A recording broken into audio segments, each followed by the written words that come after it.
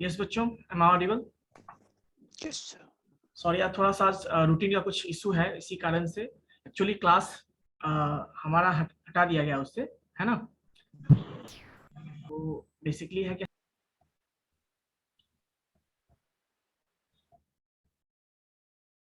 Screen visible है आप सबको? Yes sir. Yes sir.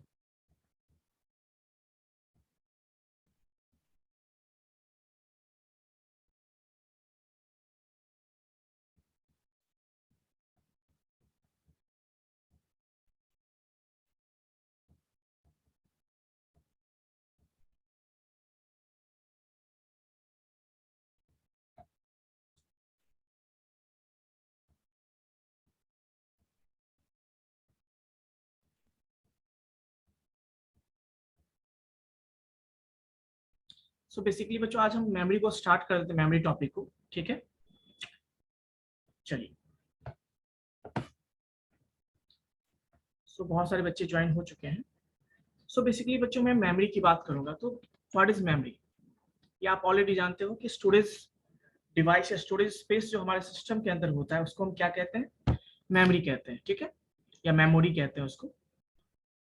सो जहां पे हम डेटा को टेम्पोरली या फिर परमानेंटली हम क्या करते हैं, स्टोर करते हैं, that is called memory. Clear है? ओके, सो नाउ सी, अभी मैंने एक फिगर सामने एक ड्रॉ कर रखा है, आपको विजिबल होगा स्क्रीन पे। ये है क्या, ये जितने भी मेमोरी हम सिस्टम के अंदर यूज करते हैं उसका एक डायग्राम है, वो किस तरह से हमारे सिस्टम के अंदर होता है उसके बारे में ये सो। बट उससे पहले मैं एक बताऊंगा, मेमोरी हायरार्की की बात करूंगा यहाँ पे। मेमोरी हायरार्की का मतलब ये है ना, मेमोरी हायरार्की का मतलब ये है बच्चों कि मेमोरी का लेवल कौन कौन सा होता है ना। कौन कौन से मेमोरी की बात करते हैं हम लोग सिस्टम में जब बात करते हैं, तो बेसिकली आपने सुना होगा कि कंप्यूटर सिस्टम के अंदर जो है हम लोग सीपीयू रजिस्टर यूज करते हैं, कैसे मेमोरी यूज करते हैं, मेन मेमोरी यूज करते हैं, सेकेंडरी मेमोरी यूज करते हैं, आपको पता होगा। इसके अलावा भी कुछ और भी मेमोरी को हम लोग यूज करते हैं। ठीक है, सो मेमोरी हायरार्की के थ्रू हम कुछ चीजों को समझेंगे कि इसमें से किसका स्पीड ज्यादा होता है, नीचे से ऊपर हम जाएंगे तो क्या चीज डिक्रीज होगा, क्या इंक्रीज होगा, तो इन सब चीजों को हम समझेंगे यहाँ पे बेसिकली। सबसे पहली बात जो आप देख रहे हो यहाँ पे, बेसिकली जो हमारे सिस्टम के अंदर जो मेमोरी का जो ऑल टाइप है बेसिकली वो क्या है, सीपीयू रजिस्टर, कैसे memory, main memory, secondary memory. But let me tell you कि सीपीयू के अंदर जो रजिस्टर होता है बेसिकली, सो सीपीयू रजिस्टर कहते हैं, वो हमारे लिए नहीं होता है, वो प्रोसेसर के लिए रिजर्व होता है। क्या होता है बच्चों?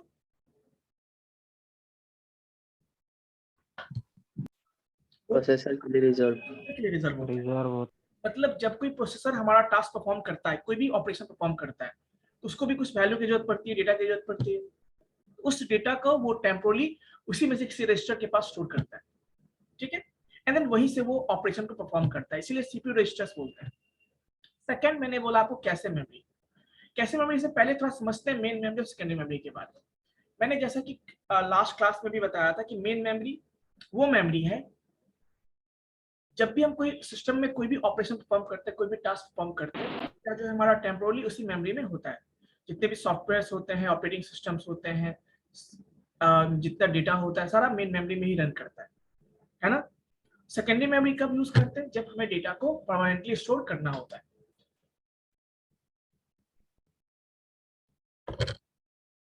और जनरली मेन मेमोरी और सीपीयू ये प्रोसेसर के बीच में एक और मेमोरी हम यूज करते हैं, इसको हम कैसे मेमोरी बोलते हैं।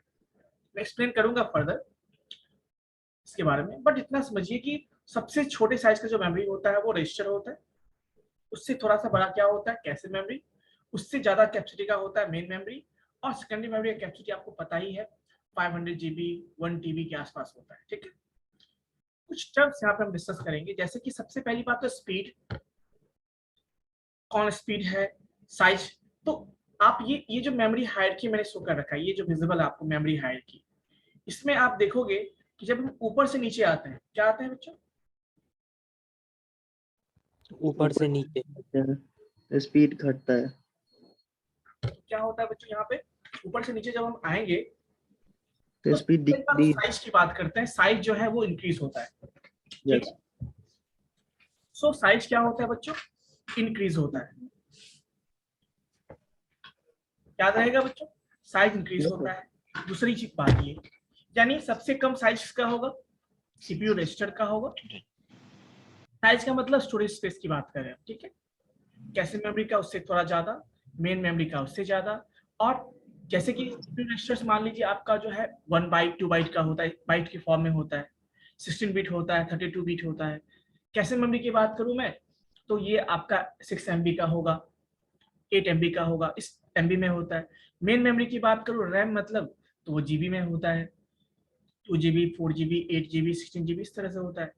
सेकेंडरी मेमोरी की बात करूं तो वहीं पर उसका स्पेस क्या होता है, 500 GB 256 GB 1 TB के आसपास होता है, 2 TB के आसपास होता है। तो आप देख सकते हो किस तरह से इसका जो साइज इंक्रीज होता है। अब देखिए जब ऊपर से नीचे जाएंगे साइज इंक्रीज होगा तो कुछ चीजें और भी ध्यान रखनी है आप। हम बात करते हैं, ये बताओ कुछ में सर्च करना हो, सर्च करना हो हमें, तो हम छोटे जगह पे जल्दी सर्च कर सकते हैं या बड़े जगह पे सर्च कर सकते हैं। छोटे छोटे जगह पे सर। छोटे जगह मीन्स ये कोई स्पेस छोटा है वहां पे सर्च करना आसान है, यानी कोई भी चीज ढूंढना है हमें तो हम जल्दी ढूंढ सकते हैं, सर्च कर सकते हैं। कुछ एक्सेस करना है हम जल्दी एक्सेस कर सकते हैं, क्योंकि ढूंढने में एक्सेस करने का मतलब ये है कि पहले हम सर्च करेंगे, और सर्च करेंगे तो जितना जल्दी हम सर्च कर लेंगे उतना उसको जल्दी एक्सेस भी कर लेंगे हम उसको, ठीक है। दूसरी बात, यदि साइज बड़ा होगा मेमोरी का साइज, तो जब हम कुछ एक्सेस करना होगा हमें तो ढूंढने में भी कुछ टाइम लगने वाला है हमें, तो इसीलिए एक्सेस टाइम ज्यादा होता है। तो याद रखिएगा कि किसी भी मेमोरी से डेटा को एक्सेस करने में जो समय लगता है उसको हम एक्सेस टाइम कहते हैं। किसी भी मेमोरी से जो डेटा को एक्सेस करने में जो टाइम लगता है उसको हम क्या बोलते हैं, एक्सेस टाइम कहते हैं। और ये एक्सेस टाइम जो होता है बेसिकली, ये किसमें सबसे ज्यादा होगा, रजिस्टर में सर। सेकेंडरी मेमोरी में sir, secondary memory. Access time ज्यादा मतलब ज्यादा समय लगता है एक्सेस करने में, सॉरी, जो बड़ा साइज का की बात कर रहे हैं। मतलब। अच्छा ये बताओ हमारे एक्सेस टाइम कम होना चाहिए या ज्यादा होना चाहिए, ऐसे समझो। कम होना चाहिए कम सर। होना चाहिए। हाँ, यानी कोई डेटा को हम एक्सेस कर रहे हैं और बहुत जल्दी फास्टली एक्सेस कर लेते हैं, मतलब ये हुआ कि एक्सेस टाइम क्या है उसका कम है ना। यदि किसी डेटा को हम एक्सेस बहुत देर के बाद करते हैं और टाइम लगता है तो इसका मतलब एक्सेस टाइम उसका ज्यादा है। सो एक्सेस टाइम ज्यादा का मतलब क्या हुआ, फास्ट हुआ या स्लो हुआ, ये मुझे बताओ। स्लो होगा सर। स्लो। यानी एक्सेस टाइम ज्यादा मतलब समय ज्यादा लग रहा है तो इसका मतलब स्लो काम हुआ ना, तो स्पीड उसका कम होगा, ध्यान रखिएगा। तो ऊपर से नीचे हम जाएंगे तो एक्सेस टाइम क्या होगा, इंक्रीज होगा, इंक्रीज होगा। और नीचे से ऊपर जाएंगे एक्सेस टाइम क्या होगा, डिक्रीज। ठीक। उसका उल्टा क्या होता है, स्पीड होता है, ठीक। इसका उल्टा क्या होता है, स्पीड। यदि एक्सेस टाइम कम है यानी वो ज्यादा स्पीड है, स्पीड उसका ज्यादा है, फास्टर है वो, है ना। यदि एक्सेस मान लो ज्यादा है तो वो स्लोअर हुआ। तो स्पीड के टर्म में बात करें, एक्सक्यूशन स्पीड के टर्म में, तो जिसका एक्सेस टाइम सबसे कम है वो सबसे ज्यादा फास्टर है, स्पीड फास्टर हुआ, और जिसका सबसे कम है वो सबसे स्लोअर हुआ। यस और नो। तो ध्यान रखिए, अब कुछ टर्म्स याद रखिए। मैं पहला पूछूंगा आपसे, फर्स्ट है बताइए कि स्पेस या साइज ऊपर से नीचे जाने में क्या होता है, इंक्रीज होता है सर। इंक्रीज करेगा सर। नीचे से ऊपर जाने में क्या होगा, नीचे से ऊपर डिक्रीज करेगा। चलिए पहला हो गया साइज का। सेकंड, एक्सेस टाइम की बात करता हूं, ऊपर से नीचे जाएंगे तो क्या होगा, इंक्रीज होगा इंक्रीज करेगा। नीचे से ऊपर जाएंगे तो क्या होगा, डिक्रीज करेगा। अब स्पीड की बात करते हैं, स्पीड क्या होगा, ऊपर से नीचे जाएंगे तो क्या होगा, डिक्रीज करेगा। और नीचे से ऊपर जाएंगे तो इंक्रीज करेगा। क्लियर है यहाँ तक। Yes sir. यानी हमें कर लीजिए सारे बच्चे, प्लीज म्यूट कर लीजिए, नहीं तो फिर सबको म्यूट करना पड़ेगा मुझे, बट मैं ऐसा नहीं चाहता हूँ, है ना। चलिए, तो मैंने सबसे पॉइंट नोट कीजिएगा, जब भी आपको मेमोरी हायरार्की के बारे में पूछा जाएगा एग्जाम में तो आपको थोड़ा सा मेमोरी के बारे में डिस्कस करना, और मेनली आपको यही डिफरेंशिएट करना है कि उसमें क्या क्या, उसके स्पीड में क्या रिलेशन है, और उसका जो है साइज में क्या रिलेशन है, एक्सेस टाइम में क्या रिलेशन, समझ में आई बात, ठीक है। अब चलिए एक चीज और, अब कॉस्ट की बात करते हैं, पर यूनिट कॉस्ट। कॉस्ट मतलब क्या, खरीदने में कितना खर्चा आएगा। पर यूनिट कॉस्ट मतलब क्या, तो बाइट में या बीट में जैसे निकालिए,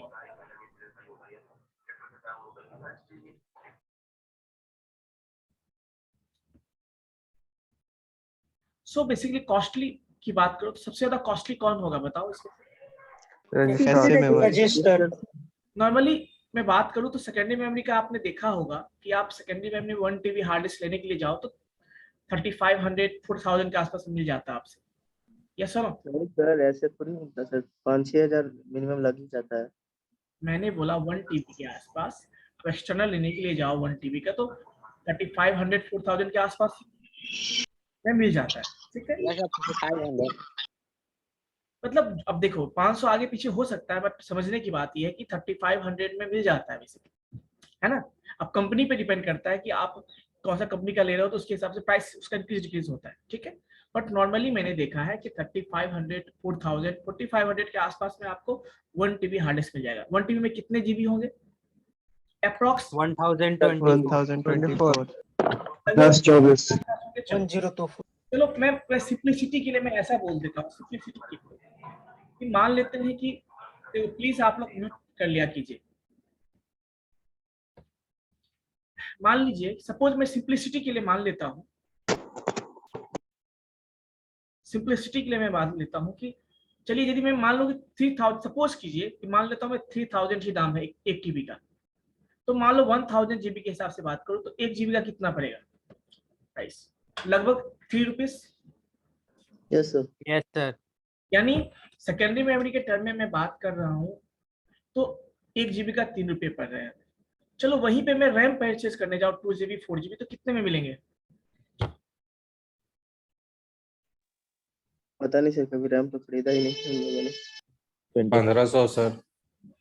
1 GB 2 GB करोगे तो 2000 मान लो, मान लेता हूँ मैं 2 GB का मैं 2000 मान लूँ सपोज।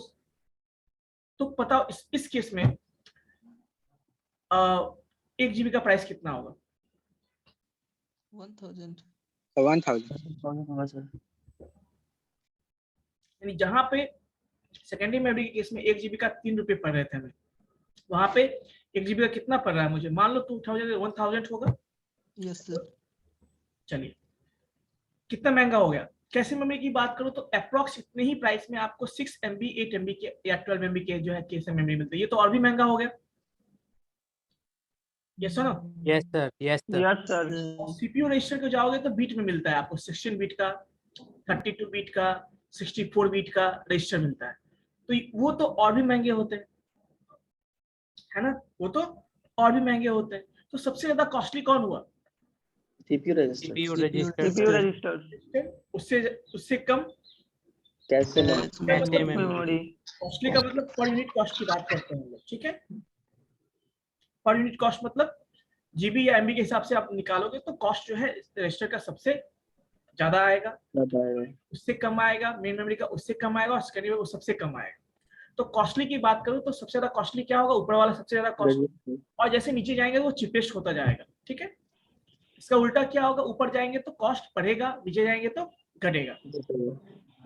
ये सब टर्म याद रहेगा। तो जब भी आपको मेमोरी हायरार्की के बारे में डिस्कस करने के लिए आए तो आपको उसमें ये नहीं लिखना है कि मेमोरी का टाइप क्या होता है, आपको उसके बारे में एक्सप्लेन यही करना, समझाना है, एक्सप्लेन करना है कि स्पीड का क्या होता है, प्राइस का, कॉस्ट का क्या होता है, एक्सेस टाइम का क्या होता है, इस सबको डिस्कस करना है। सब पैरामीटर के बेस पे आपको सारे मेमोरी को कंपेयर करना है। ठीक है, हो जाएगा? Yes sir.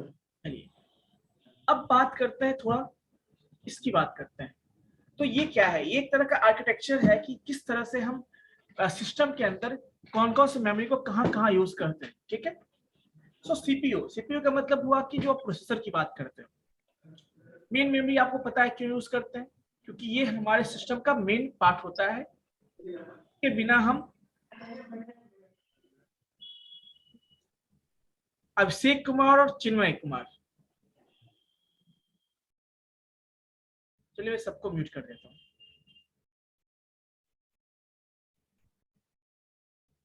चलिए सो बेसिकली यहाँ पे मैं बात करूँ तो सीपीयू से अभी आप कैसे मेमोरी को भूल जाओ। जब कैसे मेमोरी तो बाद में आया कंसेप्ट, पहले जो है कैसे मेमोरी कंसेप्ट नहीं था। तो सीपीयू से कनेक्टेड कौन होता था आपका? डायरेक्टली मेन मेमोरी हुआ करता था, उसको हम प्राइमरी मेमोरी भी कहते हैं, और इसके बाद होता था आपका सेकेंडरी मेमोरी। सो जो भी हम सिस्टम में काम करते थे वो सारा डेटा कहाँ होता था, एप्लीकेशन रन कहाँ करता था, वो रैम में या प्राइमरी मेमोरी में या मेन मेमोरी में। और जो इस डेटा को आपको टेम्पोरली नहीं परमानेंटली स्टोर करना है उसको आप कहाँ रखते थे, सेकेंडरी मेमोरी।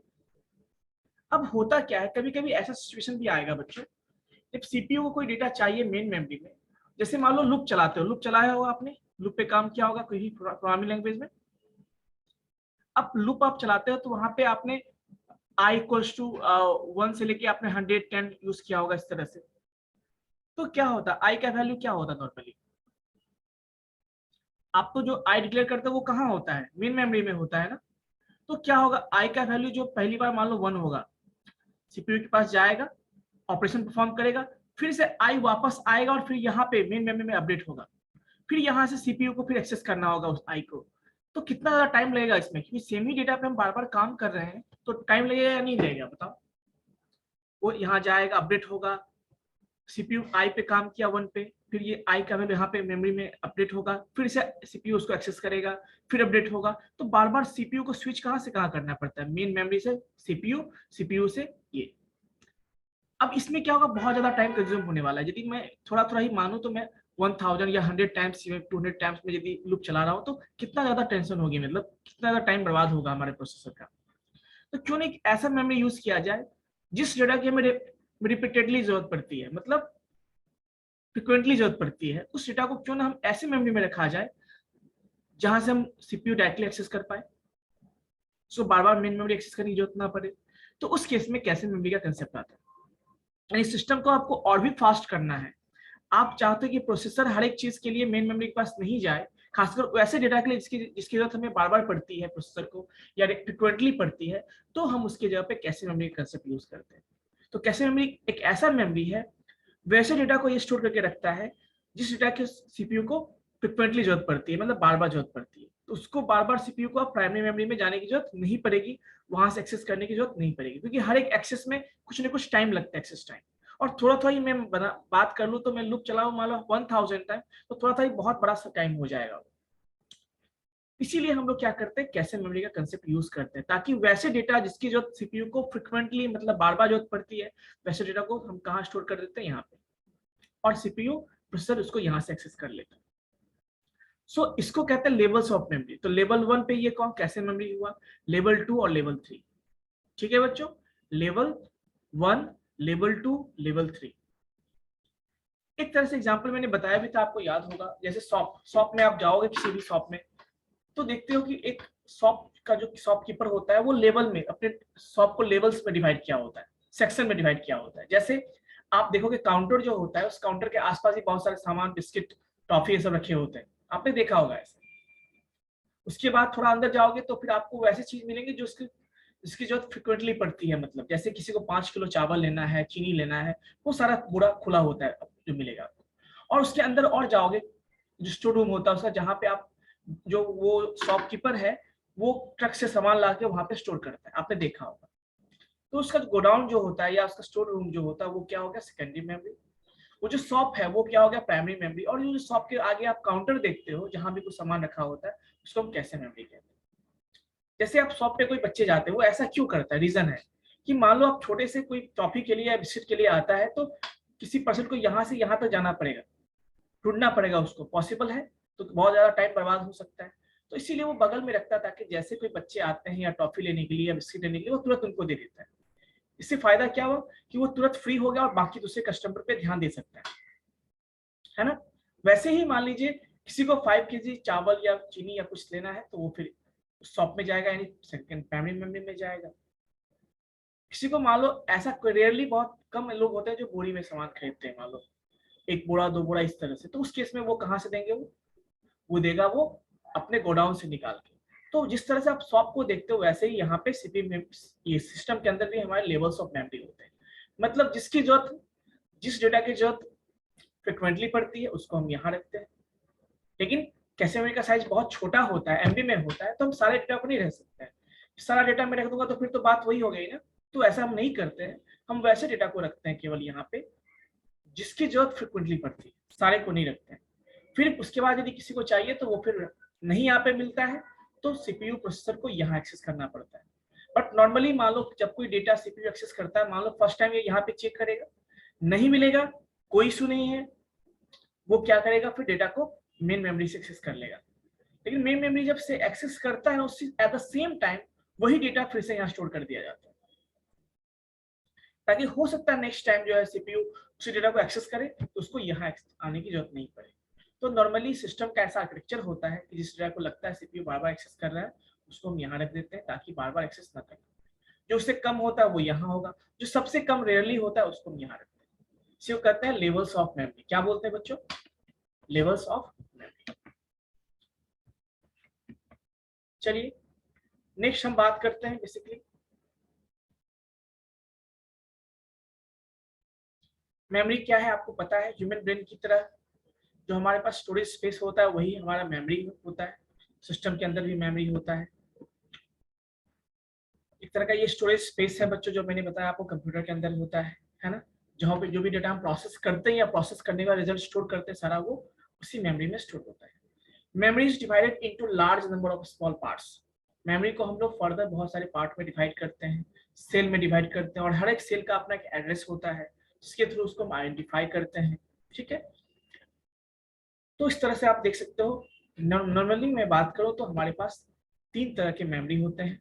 कैसे मेमोरी को रजिस्टर को हम लोग मेमोरी में काउंट नहीं करते हैं, वो आपका स्पेशल टाइप ऑफ मेमोरी है जो कि रजिस्टर के लिए रिजर्व होता है। ठीक है, बट नॉर्मली हम बात करेंगे तो कैसे मेमोरी, पहले लिखोगे प्राइमरी मेमोरी, कैसे मेमोरी और सेकेंडरी मेमोरी, 3 तरह की मेमोरी को हमें डिस्कस करनी है। कैसे मेमोरी क्या होता है? देखिए कैसे मेमोरी की बात करते हैं तो ये वो मेमोरी है, सबसे फास्टेस्ट मेमोरी होता है बेसिकली, जो कि सीपीयू यानी प्रोसेसर और मेन मेमोरी के बीच में इंस्टॉल होता है। ये high speed semiconductor memory होता है। It acts as a buffer between CPU and main memory. मैंने बोला आपको it is used to hold those part of data and programs which are most frequently used by the CPU। ये भी मैंने आपको समझा दिया था। The parts of data and the program are transferred from disk to cache memory by the operating system। यानी operating system की responsibility होती है कि जिस डेटा की रिक्वायरमेंट बार बार होने वाली सिस्टम को वो उसको क्या करता है, कैसे मेमोरी में स्टोर कर देता है। इसके लिए कौन रिस्पॉन्सिबल होगा? आपका ऑपरेटिंग सिस्टम। एडवांटेज देखिए, फास्टर होता है बाकी मेमोरी से, सबसे कम एक्सेस टाइम होता है इसलिए फास्टर होता है। ये वैसे डेटा को स्टोर करता है जो कि पीरियोडिकली यानी बार बार यूज होता है। It stores the data temporary use. हाँ, यहाँ पे जो भी डेटा होता है टेम्पोररी यूज के लिए होता है, वो हमेशा के लिए नहीं होता है। डिसएडवांटेज क्या है? लिमिटेड कैपेसिटी होता है और एक्सपेंसिव होता है, ये इसका डिसएडवांटेज है। प्राइमरी मेमोरी की बात करूं तो जो भी सिस्टम काम करता है, जो भी एक्सक्यूशन होता है, प्रोग्राम रन करता है, वो सारा कहाँ होता है? सारा मेन मेमोरी के अंदर ही आपका होता है। ठीक है बच्चों, so primary memory holds only those data and instruction on which the computer is currently working. It has a limited capacity and data is lost when power is switched off. It is generally made up of semiconductor devices। ये किससे बना होता है? Semiconductor devices से बना होता है। Clear है बच्चों? This memory are not as fast as register। Register की इतना फास्ट नहीं होता है, इवन कैसे मेमोरी से भी स्लो होता है। The data and instruction required to be processed reside in main memory।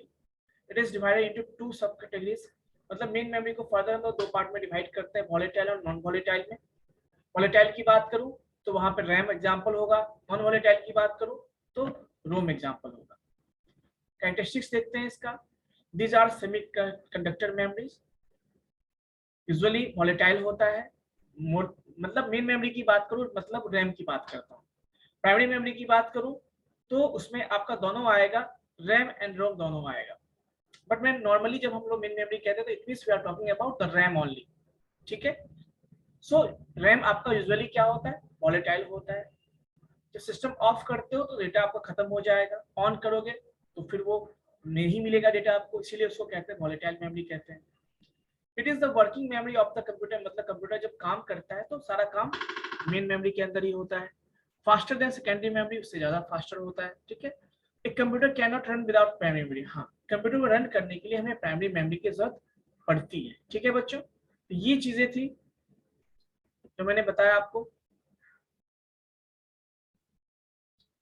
एक बच्चे का डाउट है कि सर कैसे मेमोरी को हम सीन कर सकते हैं। सीन मतलब देख सकते हैं क्या? आई थिंक तो हाँ देख सकते हैं, मेमोरी को आप देख सकते हैं, कोई इशू नहीं है, वो तो हार्डवेयर डिवाइस में होता है ना। चलिए कुछ डिफरेंसेस है रैम रोम में, मैंने बता ही दिया मोस्टली कि रैम आपका वॉलेटाइल मेमोरी होता है। It means it does not store data permanently. When you switch on the computer, the data instruction from the hard disk are stored in RAM. CPU utilizes the data to perform the required task. मतलब shut down करते हैं, data सारा loss हो जाता है। ये सब RAM के बारे में आपने पढ़ाया होगा। रोम की बात करते हैं, मतलब रोम मतलब रीड ओनली मेमोरी होता है बेसिकली, और ये नॉन वॉलेटाइल होता है। रीजन ये है कि जब सिस्टम को आप ऑन करते हो, जो बूटिंग प्रोसेस के लिए रिस्पॉन्सिबल होता है वो कौन सा मेमोरी होता है? रोम ही होता है। मतलब सिस्टम को ऑन करने के लिए जब स्विच दबाते हो, आप प्रेस करते हो, तो कोई तो होना चाहिए ना जो बताए कि आपको ओएस को लोड करना है, ये मेन मेमोरी में ये ऑन करना है, सारा सिस्टम को चेक करना है, काम करे। उसके लिए कौन रिस्पॉन्सिबल? यानी बूटिंग प्रोसेस कहते हैं। उस बूटिंग प्रोसेस को इनिशिएट करने के लिए आपका रोम यानी रीड ओनली मेमोरी जरूरी है। और ये नॉन वॉलेटाइल होता है, मतलब इसके अंदर इंस्ट्रक्शन पहले से डाला हुआ रहता है कि जब भी आप ऑन करोगे सिस्टम वो रन करता है, वो प्रोग्राम रन करता है, वो कोड रन करता है, जो कि रोम के अंदर होता है। यदि वो डिलीट हो जाए तो क्या होगा? मान लो फर्स्ट टाइम ने स्टोर कर दिया और जैसे स्विच ऑफ करेंगे तो चला जाता वो, तो फिर नेक्स्ट टाइम वो सिस्टम ऑन होता है क्या? नहीं होता। तो इसीलिए रोम को हम नॉन वॉलेटाइल मेमोरी कहते हैं। रीजन ये कि आप जब भी ऑन करोगे सिस्टम आपका ऑन हो जाता है। इसका मतलब ये है कोई ना कोई ऐसा है जो कि सिस्टम को इंस्ट्रक्ट करता है, ऑन होने में हेल्प करता है, वो आपका रोम है। It means it does not loss the data और प्रोग्राम दैट आर रिटन, और तो ये डेटा को लॉस नहीं करता है। So it is a permanent memory that contains all important data and instructions. ठीक है। सो बूटिंग प्रोसेस के लिए जो भी चीजें होती है उसके लिए रोम रिस्पॉन्सिबल होता है। सेकेंडरी मेमोरी के बारे में आपने पढ़ा होगा। सेकेंडरी मेमोरी क्या होता है बेसिकली? सेकेंडरी मेमोरी एक परमानेंट मेमोरी स्टोरेज है जहां पे हम किसी भी डेटा को परमानेंटली स्टोर कर सकते हैं। It is slower then the main memory. Main memory थोड़ा स्लोअर होता है, बट फायदा यह है कि हम डेटा को लास्ट डेटा को स्टोर कर सकते हैं। ठीक है, ये भी नॉन वोलेटाइल इन नेचर होता है, मतलब स्विच ऑफ करने पे इसका डेटा भी लॉस नहीं होगा। This are used for storing data information permanently.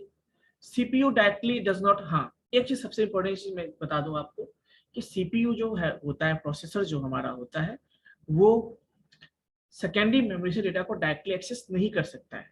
ठीक है, वो एक्सेस कहां से करता है? केवल और केवल मेन मेमोरी से। ठीक है, तो ऑपरेटिंग सिस्टम की जरूरत पड़ती है हमें। ऑपरेटिंग सिस्टम रिस्पॉन्सिबल होता है डेटा को सेकेंडरी मेमोरी से आपके प्राइमरी मेमोरी लोड करने के लिए, और देन वहां से आपका क्या है, सीपीयू या प्रोसेसर मेन मेमोरी से इसको एक्सेस करता है। या आई थिंक ये सब चीजें आप ऑपरेटिंग सिस्टम में पढ़े होंगे या पढ़ोगे तो वहां पे ये सब चीजें डिस्कस होंगी। ठीक है, the content of secondary memories are first transfer to the main memory and then CPU can access it. मतलब कोई भी डेटा हम देख पाते हैं यदि हम जैसे यही जो मैं पीपीटी ओपन कर रखा हूँ, ये स्टोर कहाँ था? ये मेन मेमोरी में नहीं, सेकेंडरी मेमोरी में था, बट अभी मैं इसको पढ़ पा रहा हूँ इसलिए कि ताकि वो डेटा अब हमारा किसमें है, मेन मेमोरी में आ चुका है, तभी उसको हम देख पा रहे हैं। यानी कोई भी डेटा को हमें देखना है, काम करना है, तो पहले मेन मेमोरी में उसको लाना होगा। ठीक है, कुछ कैरेक्टरिस्टिक्स मैं बता दूं आपको। ये बैकअप मेमोरी भी कहते हैं इसको। नॉन वोलेटाइल मतलब सिस्टम ऑफ करने पे डेटा लॉस नहीं होता है, ये परमानेंटली स्टोर करता है, स्टोरेज के लिए यूज करते हैं इसको।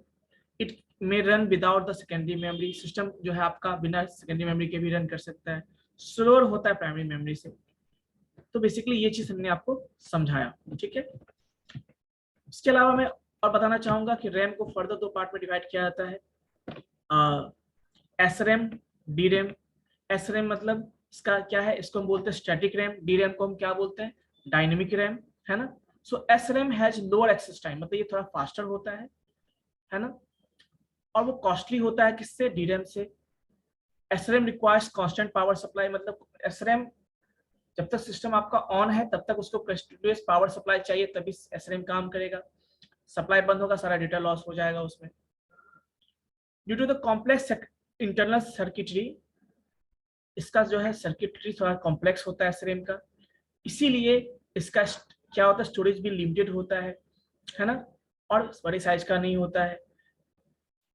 बट डीरैम की बात करूं तो डीरैम का जो है एक्सेस टाइम हायर होता है ना, मतलब एक्सेस टाइम हायर मतलब वो थोड़ा स्लोअर होता है किसके रिस्पेक्ट में, एसआरएम के रिस्पेक्ट में, कॉस्ट थोड़ा उसके रिस्पेक्ट में कम होता है इसका, और इसमें बार बार हम कंटिन्यूअस पावर सप्लाई की जरूरत नहीं पड़ती है किसमें, डीरैम के केस में, और इसका जो है सर्किटरी बहुत स्मॉल होता है, इसीलिए हम बड़े साइज के भी रैम को बना सकते हैं। जब लार्ज साइज के रैम की बात करते हैं तो वहां पे हम डीरैम ही यूज करते हैं, और इसका डीरैम हैज हाई पैकिंग डेंसिटी, मतलब इसमें जो डेटा होता है वो कैपेसिटी बहुत ज्यादा होता है, एसआरएम का कैपेसिटी बहुत लो होता है, ठीक है। सो ये सब चीजें ऑलरेडी मैं बता चुका हूँ रोम के बारे में। रोम के भी फर्दर क्लासिफिकेशन बच्चों होते हैं, जैसे आपने पढ़ा होगा एम रोम, पी रोम, इरेजेबल ईपी रोम जिसको कहते हैं। सो रोम के भी फर्दर टाइप होते हैं।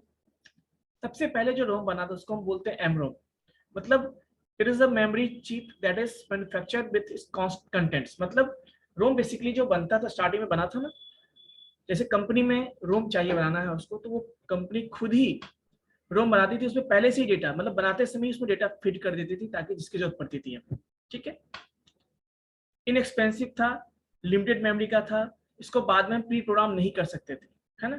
फिर जाके एक मेमोरी रैम बना जिसका नाम था प्रोग्रामेबल रैम, मतलब इसको हम, यानी कंपनी जो बनाने वाली थी वो इसको बनाती थी खाली ब्लैंक, आप एक बार उसको प्रोग्राम कर सकते हो, मतलब कंपनी ने बना के दे दिया, अब आपको जो अपने हिसाब से उस पर डेटा डालना है, जो इंस्ट्रक्शन डालना है वो आप डाल सकते हो।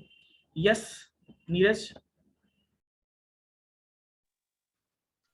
सर ये पूछना था कि एसरैम और डीरैम का यूज कहाँ होता है? सिस्टम में ही होता है ना, मतलब किस टाइप के सिस्टम में से? रैम जो हम यूज, डीरैम का मतलब देखिए जहाँ पे हमें फास्टर चाहिए, और रैम देखिए आजकल तो मुश्किल डीरैम ही यूज करते हैं, ठीक है। पहले एसरैम यूज होता था, और एसरैम जो है आपका जनरली फास्टर होता है इसके रिस्पेक्ट में, लेकिन आजकल आपको यदि हायर रैम चाहिए, मतलब हायर कैपेसिटी वाला रैम चाहिए, तो उसके इसमें आप डीरैम यूज करोगे, ठीक है। तो मोस्टली आजकल डीरैम ही यूज होते हैं, बट पहले एसरैम भी यूज हुआ करते थे। जहाँ पे हमें बस कम मेमोरी चाहिए, सिंपल सी बात, कम रैम स्पेस चाहिए और फास्टर चाहिए, वहां पे हम क्या यूज करते हैं, एसरैम यूज करते हैं। तो दोनों सिस्टम में, ठीक है। बट नॉर्मली आजकल में बात करें तो आजकल का रैम आपको पता है ना, 6 GB 8 GB 16 GB के फॉर्म में होता है, तो वहां पे फिर हम एसरैम नहीं बनाएंगे, क्योंकि बनाएंगे तो फिर सर्किटरी क्या हो जाएगा आपका, कॉम्प्लेक्स हो जाएगा, तो साइज भी बढ़ जाएगा उसका, तो इसीलिए उसको आजकल यूज नहीं है, ठीक है।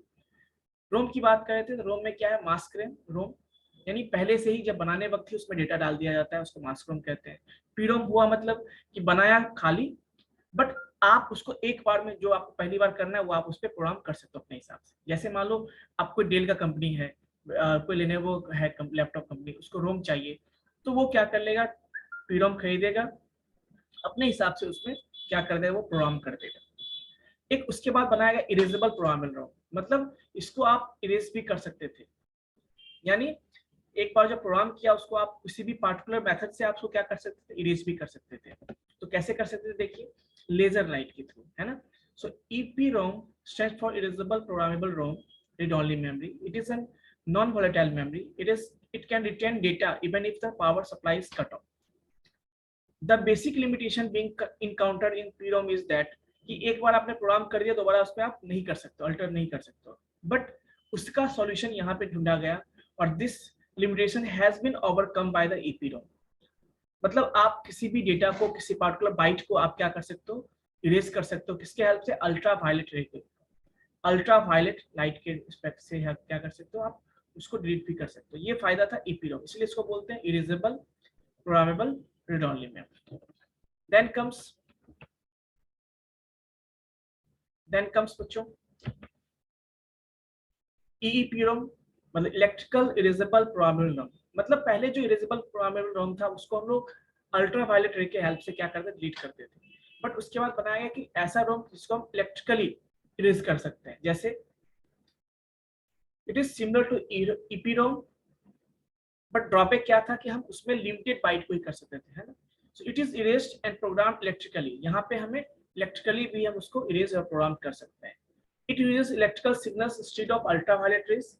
The erasing and programming of data takes 4 to 10 millisecond. मतलब जहाँ पे ज़्यादा समय लगता था वहाँ पे हम 4 to 10 millisecond में उसको erase या प्रोग्राम कर सकते हैं। Any byte can be erased at a time. मतलब यहाँ पे हम किसी पार्टिकुलर बाइट को भी इरेज कर सकते हैं किसी के साथ, क्योंकि वहां पे सारा का सारा इरेज होता था, ठीक है। मतलब the chip can be erase and reprogrammed for around 10,000 time, मतलब इस ऐसे EEPROM जो है, EEPROM जो होते हैं उनको आप कम से कम 10,000 टाइम्स तक आप टाइम उसको इरेज कर सकते हो। एंड लास्ट बना आपका फ्लैश ROM, मतलब it is a universal flash programming non-volatile utility used in computer as a storage medium. It can be electrically erased and programmed in this memory block of data. तो यहाँ पे जो similar EEPROM के जैसा ही होता है, but अंतर यहाँ पर है कि एक बार में आप 512 बाइट को आप क्या कर सकते हो, इरेज कर सकते हो, डिलीट कर सकते हो। तो ये फ्लैश रोम है। तो इस तरह से ये रोम के आपके टाइप हैं जो मैंने बताया आपको। एक चीज आप लोग प्रिपेयर कर लीजिएगा, डिफरेंस बिटवीन रैम एंड रोम, जो आपको अक्सर एग्जाम में पूछा जा सकता है। रैम एंड रोम में डिफरेंस क्या है, वॉलेटाइल और नॉन वॉलेटाइल में डिफरेंस क्या है, ऐसे क्वेश्चंस को आप लोग प्रैक्टिस कर लीजिएगा, ठीक है। क्लियर है बच्चों? किसी को डाउट है तो बताएंगे प्लीज। एनीवन?